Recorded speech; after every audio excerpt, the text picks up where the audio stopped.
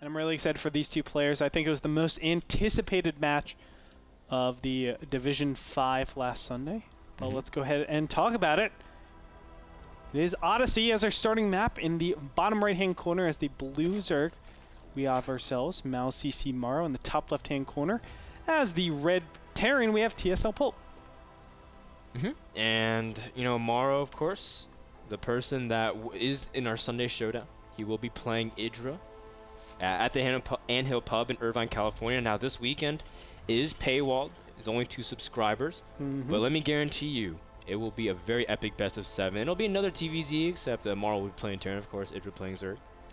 Definitely check it out, because not only will you have those 2 handsome nerds competing for the $2,000 prize pool, but you'll also have the other 2 handsome nerds, Rotterdam and Mr. Bitter, at the Barcraft. You can go over there and meet up with them. They really are a sharp duo. Yeah, like probably the sharpest duo in esports, I think. So I would say top 1%. Top 1. They are the 1%. They are the 1%. They really are, man. I think when you listen to Rotterdam's live story, I'm like, man, he's so privileged and blessed. I would love to grow up in Europe. Dude, Rotterdam, literally, I think he has the best stories I've ever met. I've ever heard before in my life. Like, it's true. He's a good storyteller. Every single story is just hilarious. It's like, how do you get put into those situations consistently? It's like he puts himself. I feel like he makes up half of them. I know. Like, how do you get into those sticky situations? But like, they can't be. I mean, they're too insane for any person to make up. He'd either be like the greatest liar in the world or actually insane. So. Exactly. To have all those things made up. So, but back to the game, guys. We see Polt going for a gas as fast expand, getting his first gas very quickly. And actually a second gas too, double gassing, pretty standard. And you can transition to Reactor Hellion right off the fast expansion. What's going on in Morrow's base? In Morrow's base, we have him just playing completely standard, no gas just yet. I do want to mention Polt's build is a lot different than you would think. This is 2 gas before the second supply depot, so he's really rushing for this factory tech. He's going to have a huge amount of influx of gas early on. He'll be able to get his factory and reactor super fast. The question is, does he pull off SCVs from gas, or does he keep them on? If he keeps them on, then it's very likely we will see some sort of continued factory tech. If he doesn't, then he's probably playing it right. he's probably doing the right probably doing the right thing. The main reason why I say that is because you can't spend your gas nearly as fast. So it looks like it will most likely be to double factory pressure. And, you know, the double factory pressure, you can come in with 12 Hellions while hiding it a lot. We've seen it throughout the course of NASL. Thor's vs. Red comes to mind, especially when he killed 40+ drones. It was absolutely insane. Oh, wow. And, you know, we see that, you know, on Odyssey specifically, though, we've seen a lot of attempts to, because it's not exactly the easiest natural to protect, especially because once you get in, it's just a lot of room. But there is a kind of narrow gap, and if you try to run by with those Hellions, you could do some damage. But again, it comes down to Morrow's defense, and Morrow's EVT is actually not bad at all. So I think he should be okay if he reads this build well. Wow, so Polt is actually not pulling units off of gas. And he just has he just has a huge amount of gas stockpiled here. I think this is incorrect. You can see already 300 gas. What do you need 300 gas 6 minutes into the game? Really, you just don't have the ability to spend that fast. Especially if you go Hellions. Yeah, you're going to lean more. It really doesn't do anything. The other tech that I actually didn't mention would have been Banshee. Very easy to go into that, but he doesn't go there either. So Morrow, I think he will, just based on build, he will take the economic advantage. 37 harvest to 30.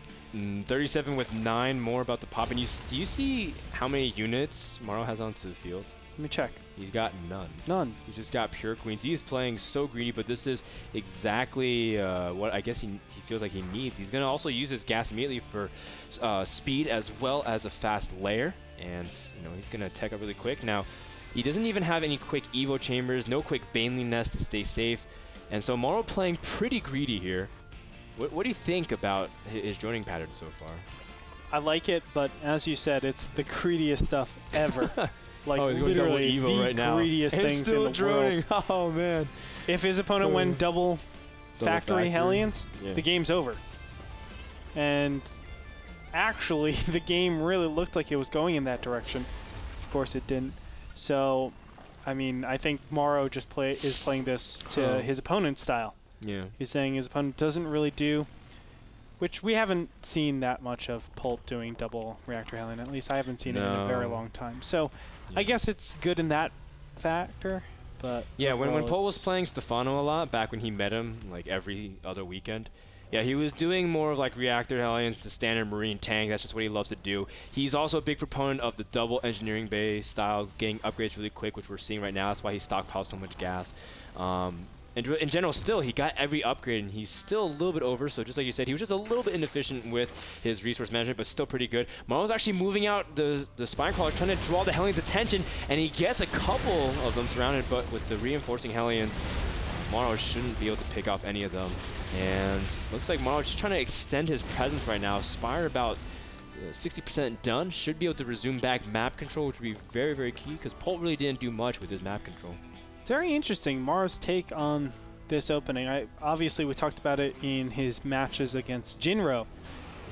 And we were talking about how this delayed Muta attack is good and bad. It's good because it deals with Polt style really nicely. You're able to get a good amount of Mutas, not too many, but not too few, and clear up the medevacs in case of any drops, but you're still focusing on getting that 1-1. So it's a variation. It's almost like you're going that infestor tech, but instead of getting infestors, to deal with the drops much more effectively, you're getting those mutas. There's pros and cons to this. The pros are you get rid of the medevacs. The cons are you don't have any endgame advantage. You know, the infestor really snowballs very nicely. The mutas, they don't do that as well. So it's kind of interesting.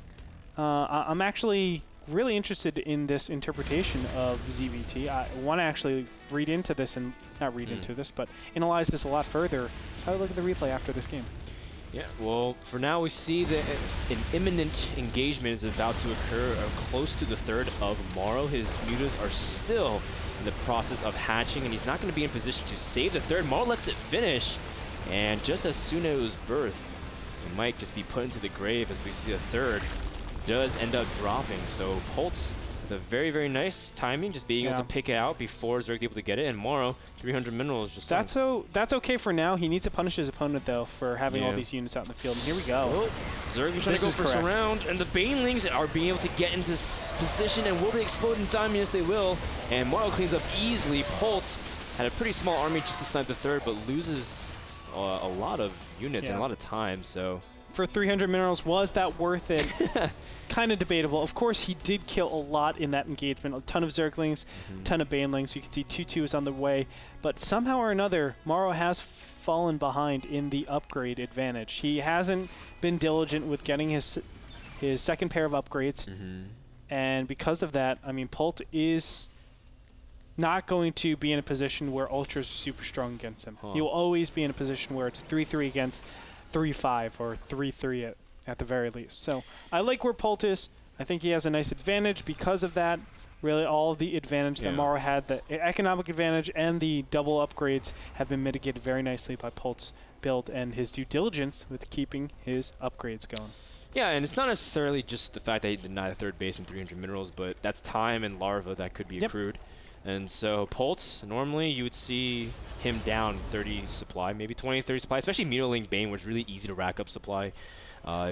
Morrow, notorious, one of those Zerg players really known for having 100 Zerglings easily for his huge attacks that we saw him do against Jinro. He's harassing this third base, and again, throughout this whole thing, he's been even in supply with Polt, actually dipping slightly below now that he's losing a couple Mutalisks, and Polt's really been able to play very solid style. And I like the fact that Polt's not overly greedy, getting a third orbital command, but getting a planetary.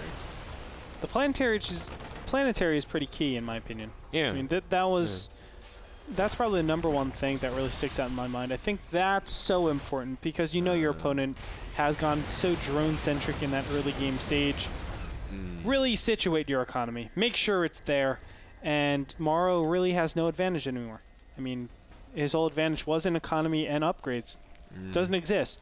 His map control is not that strong whatsoever. You see the Mulus poking in very slightly, but you also see that Morrow is still droning extremely heavily. 15 drones are about to pop, putting him at 80 and +2/+2. Of course, he does have that upgrade slight advantage. I like the fact that he uses Overseer, Contaminate, doing little small things, but at the same time, Morrow, he should be climbing ahead of Terran, but at this point, falling behind supply is not a good sign. It was pretty drastic, too. I mean, I don't know where Morrow can go from here. It'll be tough. It's going to come down to the army engagement at this point. Morrow really needs to ramp up in the production because overall, I don't think he has a great advantage. He's not super far behind. I should actually talk about that a little bit because I'm making it like Terran is monstrously ahead. No, it's not necessarily the case, but Terran definitely has an advantage seeing as they're pretty even in economy and you know, development of their units. But a nice pickoff from Morrow is going to really put him nicely into, I guess, getting back into this. Yeah. Morrow is going to try to see if we can defend the fort. The tanks are in great position, especially the Banes coming on the right side, but the Marines are trying to run as fast as they can. And great splits from Polt. Wow. And Morrow doesn't really have the units to engage as the Mutalists trying to clean up the Marines in the northern part, but 2-2 Marines. Let me tell you something, that timing is nasty in TVZ. As, yeah, I mean, this fourth base doesn't even stand a chance whatsoever. Morrow trying to evacuate. And something key to remind is that Zergling, Muta, Baneling is pretty empty supply because you're not able to really trade that much often. There's not good retention rates among Zerglings and Banelings especially. Exactly. And you're just going to trade less and less, especially if Polt keeps that siege tank count high. It's going to be very tough for Morrow to ever engage on it. Well, how you defeat a Terran isn't actually winning the fights. It's winning in economy. You take an exorbitant amount of bases over your opponent, and they just can't keep up. The constant trades, even though you're inefficient, it's not going to work out well. And here we go again. Sieged. Well, even this fight is great for Morrow. Excuse me, great for Polt. I mean, he really didn't lose a lot here, and look at all the reinforcements in the back. Polt has a ton of units, and Morrow pretty much emptied his gate. He doesn't have a lot of units back at home. Yeah. And we see that Morrow, there's a couple of Banelings not attended to. And you can see Morrow still trying to gather up whatever he can left. He's got 9 Banes in production. He actually canceled it. Trying to get Infestors out, but Morrow he's known for late tech and ZVT as he tries to stay on Mutiling Baneling, but not really able to capitalize on that whatsoever. As you can see, Polt is now very much on the side of Zerg territory, trying to push his way in here. And the slow creeping of Polt is, as always, amazing. This guy, he is so meticulous with how he uses his units and how he positions everything. And he can just cut off this, cut off this in-between grounds and force Morrow to come at him. And that's exactly what he's doing, just cutting in between and forcing pressure on this third, and basically says, Morrow, come at me. And that coming at him is exactly what he's doing. Morrow trying to do for one last stand, but look at the split. Look how deep Polt's Marine and tank forces. GG. I mean, Polt, his army split and positioning was too good, as he does take this the game and currently leads in the series 1-0. And that was just really strong standard TVZ. Yeah. Yeah. There's nothing else to say about that. Really well played. Yeah. I think Morrow kind of misplayed his hand. I think letting his third go down was a pretty critical loss just because he had 1-1 at that point. I think engaging there is actually correct. Before the Banelings actually are started up, just go with Zergling and Mutas, save that base as well as possible, and then from there, you know, you could play a little bit of a different game. I don't know, it's kind of tight in that position, but I feel like Zerg is strongest there because think, you'd invested everything in economy and then invested everything into your upgrades really early.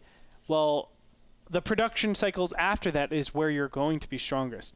I mean, your opponent doesn't have that upgrade advantage. Exactly. So all the larva is really funneled into those units. He should be able to theoretically defend against that.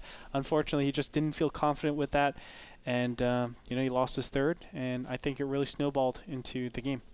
Well, Polt takes a game off of Morrow. Can Morrow come back into the series? We'll find out after a commercial break. Thank you so much to Twitch for sponsoring the stream, as well as providing things like our subscriber pass, which you can buy at NASL.tv, get you 1080p quality, as well as access to the chat. Lots of cool things. And, of course, the Sunday Showdown, which will feature it versus Morrow, as lots of great show matches are being lined up. We'll be back after a commercial break. Don't go anywhere. More action from the NASL Season 3 Division #1 coming up soon.